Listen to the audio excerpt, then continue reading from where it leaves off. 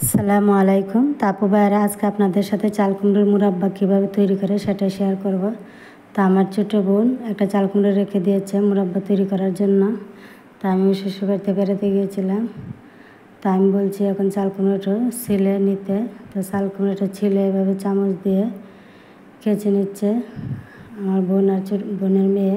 তো দেখুন, চাল কুমড়োগুলা মুরাব্বা তৈরির জন্য এভাবে কেচতে হবে, তারপরে এভাবে ছোটো ছোটো টুকরো করতে হবে। তো আমার ছোটো বোন আবার এগুলো টুকরো করে ধুয়ে পাতিলের মধ্যে দিয়ে দিচ্ছে।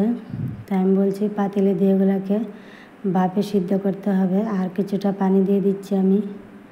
তো পানিটা দিয়ে একদম পাতিলটা লাকড়ি চুলায় বসিয়ে দিয়েছে।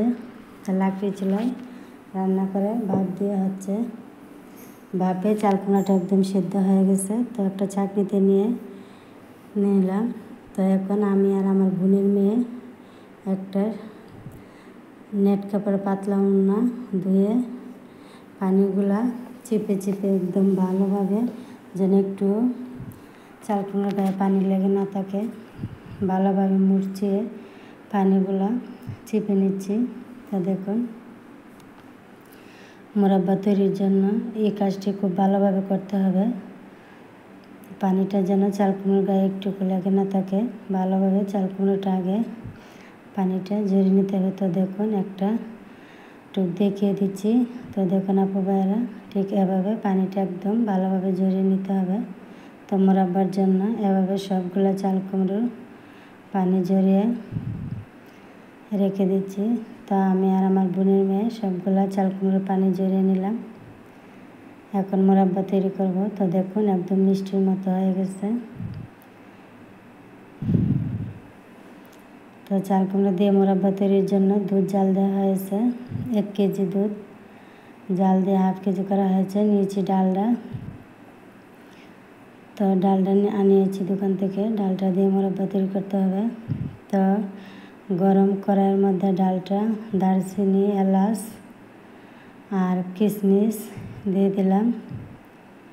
তো দেখুন, তো আমি নাড়িয়ে নিচ্ছি। এখন আবার গ্যাসের চুলায় মুরাব্বাটা তৈরি করতেছি। তো দেখুন, কিশমিশটা ভাজা হয়ে গেছে।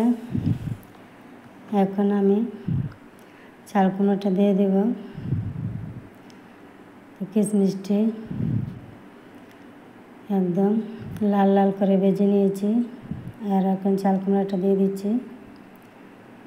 তো দেখুন, চাল কুমড়োটা দিয়ে আবার নাড়িয়ে চাড়িয়ে ভালোভাবে ভেজে নিচ্ছি।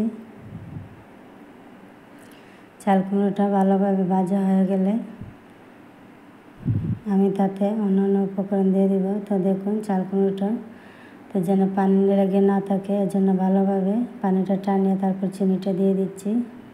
তো একটা চাল কুমড়োতে আমি আধা কেজি পরিমাণ চিনি দিয়ে দিলাম। চিনিটা দিয়ে আবার নাড়িয়ে চাড়িয়ে নিচ্ছি। মুরাব্বাটা যেন মিষ্টি হয়। মুরাব্বাতে চিনির পরিমাণটা অনেক বেশি লাগে। তো এখানে আমি হাফ কেজি চিনি ব্যবহার করেছি। আর 1 কেজি দুধ জাল করে হাফ কেজি করে নিয়েছি।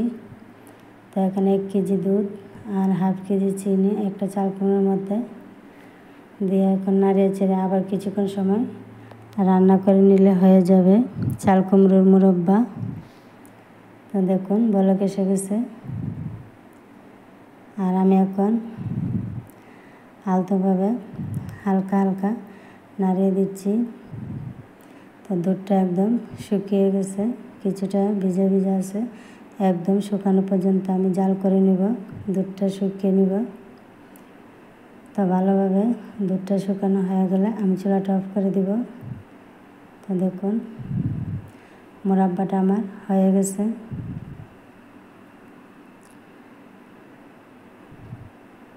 তো চুলাটা এখন আমি অফ করে নিয়েছি। আর আমার ছেলের জন্য চুলা থেকে কিছুটা মুরাব্বা একটা প্লেটে নিয়ে নিচ্ছি। তো দেখুন, আমার ছেলে বসে আছে, ও বলছে এখন ভাত খাবে না, মুরাব্বা খাবে। তো ছেলেকে দিয়ে দিলাম। তা আপু ভাইয়েরা, আমার মুরাব্বা তৈরি কেমন হলো অবশ্যই কমেন্টে জানাবেন। সবাই ভালো থাকবেন।